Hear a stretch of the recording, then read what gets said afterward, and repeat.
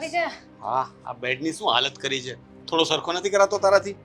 હજુ હું પણ આવી જ છું અને આવીને પાણી પીધું ને થોડી વાર બેઠી છું.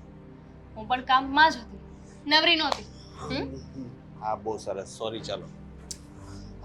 તમે ફોનમાં કહ્યું હતું કે તમારે કઈ વાત કરવી છે.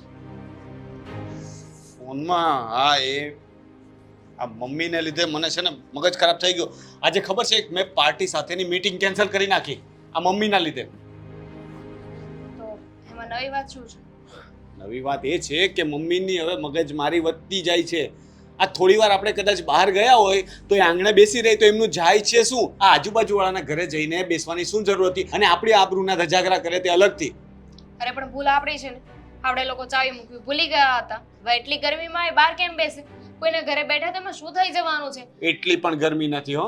ને 5-15 મિનિટ બેસી લઈને તો કાંઈ ફરક નથી પડતો. ત્યાં મંદિરે સત્સંગમાં 2-2 કલાક પંખા પણ બંધ હોય ત્યાં બેઠા હોય આરતી થતી હોય ત્યારે તો ત્યાં તો એમને ગરમી નથી લાગતી. જો મારે છે ને કોઈ વાત નથી કરવી. મમ્મી વિશે તો ખાસ નહીં. જેને જે કરવું હોય એને કરો. મજા આવે એમ રહો. મજા જ તો નથી આવતી ને. મજા જ નથી આવતી. એ જ તો કહું છું. આ દરરોજ સવારે ઉઠીને મમ્મી કંઈક નવો કાંડ કરે છે, કંઈક ને કંઈક એવું કરે છે કે જેનાથી છે ને મારું મગજ ખરાબ થઈ જાય છે. અને તું કહે છે કે બધાને જેને જેમ કરવું એમ કે એને જેમ કરે એમ કરવા દેશું ને તો આ ઘર છે ને બેસવા લાયક નહીં રહે. એટલું અસ્તવ્યસ્ત કરી નાખશે. તો તમે કરવા શું માંગો છો? ચોખ્ખું કહી દો એટલે મને ખબર પડે. એ જ તો નથી સમજ પડતી કે કરવું શું. કારણ કે છે ને મારાથી છે ને હવે આ સહન નથી થતું. મમ્મી જે રીતના ઘરમાં રહે છે ને મને ગમતું જ નથી. સાચું કહું તો મને બધું ચોખ્ખું અને વ્યવસ્થિત જોઈએ અને મમ્મીને બધું ગોબરું અને અવ્યવસ્થિત જોઈએ. હવે તો ઘરમાં કોઈને નથી ગમતું તો એમાં મને આવીને શું કામ સંભળાવો છો? જો મેં તમને પહેલાંય કહ્યું હતું તમારે મારી અને તમારી વિશે કઈ વાત કરવાની તો કરો. કોઈ બીજાની વાત કરવા માટે હું ઇન્ટરેસ્ટેડ નથી. સમજી ગયા? અને હવે ગયઢું માણસ છે, થોડું ઘણું બીમાર રહે તો શું થઈ જવાનું છે? આ તમારી 10 મિનિટ નહોતી નીકળતી, દવા લાવી દેવાની તો આ બધી વાત જ ના થાય. મેં વિચારી લીધું છે દામિની. હવે આ બધા પ્રોબ્લેમ જ નહીં થાય. તું બોલી ને બહુ સારું કર્યું. આ ગયઢું માણસ છે તું બોલી ને એનાથી મને તરત જ સ્ટ્રાઇક થઈ કે હા એ તો હવે વૃદ્ધ થઈ ગયા છે અને આપણીને એમની આદતો ક્યારેય મેચ નથી થવાની. મારી એક્સપેક્ટેશન એ નહીં સમજી શકે ને એમને શું જોઈએ છે એ તો મને ક્યારેય સમજ પડવાની જ નથી. તો એના કરતાં બેટર છે કે એ એમની એજના લોકો સાથે જ રહે એટલે ખુશ રહેશે. એની એજના લોકો સાથે રહે એટલે ઓલ્ડ એજ હોમ, વૃદ્ધાશ્રમ. What nonsense. હા મમ્મી 5 મિનિટ કોઈ બીજાના ઘરે બેઠા હોય તો તમને વાંધો છે, તો આબરૂના ધજાગરા લાગે છે. અને હવે મમ્મીને વૃદ્ધાશ્રમ મૂકવા જશો તો કોઈ વાતો નહીં કરે. બીજાના ઘરે જાય એનાથી વાંધો નથી. ત્યાં જાય ને એટલે આપણા ઘરની વાતો કરે છે.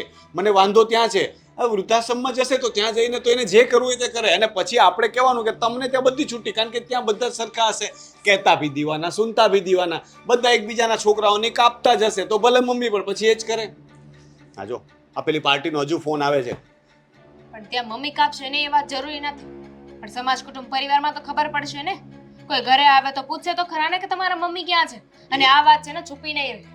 જો તમને લોકોને જે લાગતું હોય પણ આ વાત મને યોગ્ય નથી લાગતી. આપણે છુપાવવું પણ નથી. આપણે કહી દઈશું ને કે અમે વૃદ્ધાશ્રમમાં ને આજકાલ છે ને વૃદ્ધાશ્રમ બધા કંઈ ફ્રી નથી. એ લોકો પણ બકાયદા ફી લે છે. જેમ છોકરાઓને સ્કૂલમાં મૂકવા જઈએ ને તો એવી રીતના ફી લાગે છે વૃદ્ધ આપણા મમ્મી પપ્પાને મૂકવા જઈએ તો.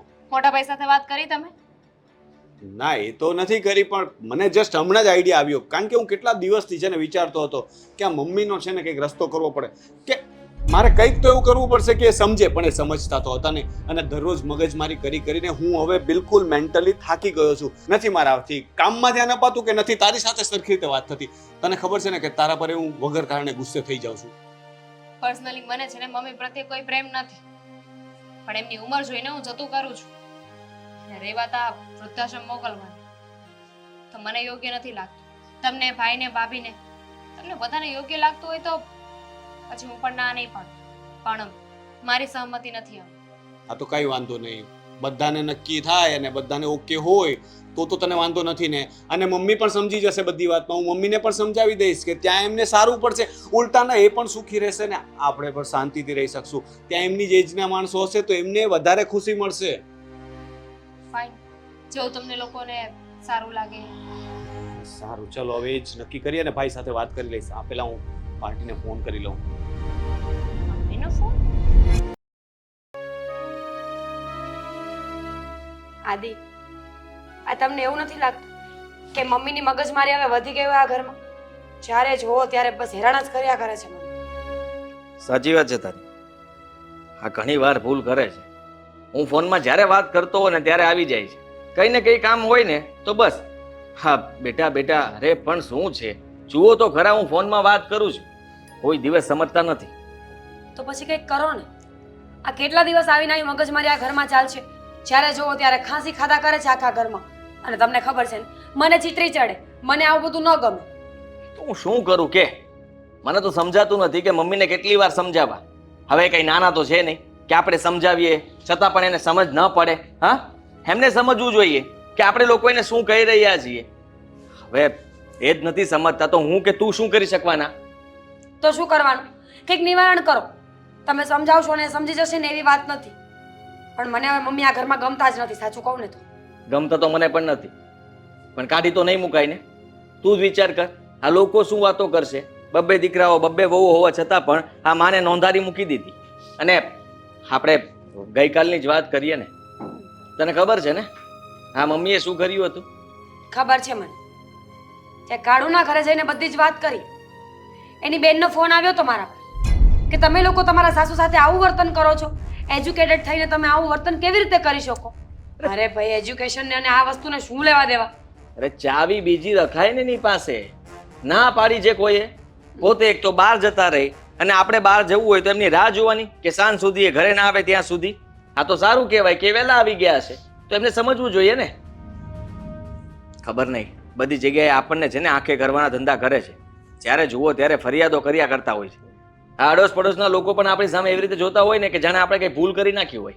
આદિ, હું એમ વિચારું છું કે આપણે મમ્મીને નોંધારા ના મૂકી શકીએ, પણ કોઈ સેફ જગ્યા પર જ્યાં મમ્મી શાંતિથી રહી શકે, એમની દવાઓ મળે, જમવાનું મળે, એવું તો કંઈ કરી શકીએ ને. સમજો નહીં હું એટલે આઈ મીન વૃદ્ધાશ્રમ. તમે વિચાર કરો ને, મમ્મીની નીડ શું છે? આ ઉંમરમાં મમ્મીને એક રહેવા માટે છત જોઈએ, ખાવા માટે અનાજ અને એમની દવાઓ, એ બધું ત્યાં મળી રહે. અને સાથે સાથે એમના જેવા લોકો મળશે ને તો મમ્મીને પણ મજા આવશે. એમની ઉંમર ના હોય, એમના જેવા સ્વભાવ ના હોય. સમજી ગયો. તારી વાત એકદમ સાચી છે. આ કંઈક તો વિચારવું જ પડશે. કારણ કે એમ પણ મમ્મી આ ઘરમાં રહેશે તો આપણને હવે નહીં પોસાય. અને વૃદ્ધાશ્રમમાં એ શાંતિથી રહી શકશે. એમના જેવા બધા ઘણા બધા હશે ત્યાં જે એમને કંપની આપશે અને ડોનેશન આપી દઈશું ને. અને બીજા કંઈ રૂપિયા વાપરવા જોતા હોય તો એ પણ આપશું, જેથી કરીને એને એમ ન લાગે કે મને કંઈ આપ્યું નહીં. બરાબર છે. તો પછી આપણે એવું જ કરીએ ને, જલ્દીથી જલ્દી તમે છે ને કે વૃદ્ધાશ્રમ ગોતો, કોન્ટેક્ટ કરો અને એ લોકોને કહી દો કે અમે મારા મમ્મીને ત્યાં મૂકવા આવીએ છીએ. પૈસા આપવા પડે ને તો આપી દઈશું. સાચી વાત છે તારી. ચાલ હું તપાસ કરું છું. કોઈ સારું વૃદ્ધાશ્રમ મળી જાય ને એટલે ત્યાં એમને મોકલી દઈએ. સારી વાત છે, ગમ્યું મને. સારું કર્યું કે લોકો વૃદ્ધાશ્રમ બનાવે છે. આ ગઢા લોકો જે ઘરમાં ન સચવાતા હોય એનું કરવાનું શું? કોઈ આવો પ્લેસ હોય તો તે મૂકી તો આવીએ. બસ હવે રોનકભાઈને પૂછવું પડશે કે. હા, પૂછી લેશું એને. હા, જોકે એ ના નહીં પાડે. એને પણ મમ્મી ગમતા નથી અને એનો તો સ્વભાવ જ ચીડિયો છે. વાત વાતમાં એ તો મમ્મીને ખીજાઈ પણ લે છે. અને ના પાડે ને તો કહી દેવાનું કે અલગ થઈ જાવ અને લઈ જાઓ મમ્મીને સાથે. આખો દિવસ નોકરી કરવાની, મમ્મીનું ધ્યાન રાખવાનું, આ બધું પોસિબલ નથી મારાથી. તારાથી શું, મારાથી પણ પોસિબલ નથી. સાચું કહું તો હું તો કામના ટેન્શનમાં એટલો રહું છું તે ઘરનું ક્યારે વિચારું આ ખબર જ નથી પડતી. અને મમ્મી રાતના પણ રાહ જોઈને બેઠા હોય છે. અડધી રાતે કદાચ હું લેટ આવ્યો હોય તો પણ બેઠા હોય છે. કહે કે આવી ગયો, મારે તારી સાથે થોડી વાત કરવી છે. હવે કેટલા વાગ્યા છે એ તો જુઓ. સમયનું તો કંઈ ભાન નથી રહેતું. પછી કહે છે હું માંદી પડું છું. માંદા જ પડો ને, સમયસર ઊંઘ ન કરે, સમયસર જમવાનું ન જમે તો પછી શું થવાનું છે? આમ પણ આ લોકોની ટેવ જ હોય કે વહુ આવે ને ઘરમાં એટલે સાસુ ને દીકરા પ્રત્યે અચાનકનો પ્રેમ જાગી જાય. ઇન્સિક્યોરિટી હોય આ બધી કે મારી વહુ મારા દીકરાને વધારે પ્રેમ કરશે ને તો મારું શું થશે, એટલે દીકરો વધારે વાલો લાગવા માંડે. હા, બરાબર છે. મમ્મી એવું જ વિચારતા હશે કે આ બંને દીકરાઓને મારી બાજુ કરી લઉં, પણ એને કોણ સમજાવે કે દીકરાઓ હવે તમારા હાથમાં નથી રહ્યા. હા, એની માથે પણ ઘણી બધી જવાબદારીઓ છે. હવે જવાબદારીઓ નિભાવી કે તમારું એકનું ધ્યાન રાખવું. કંઈ નહીં, તું ચિંતા નહીં કર. મેં વિચારી લીધું છે કે આ મમ્મી માટે છે ને જલ્દી હું બહાર વૃદ્ધાશ્રમની વ્યવસ્થા કરું છું. હા, અને ફોર્મ ભરીને એમને મૂકી આવશું.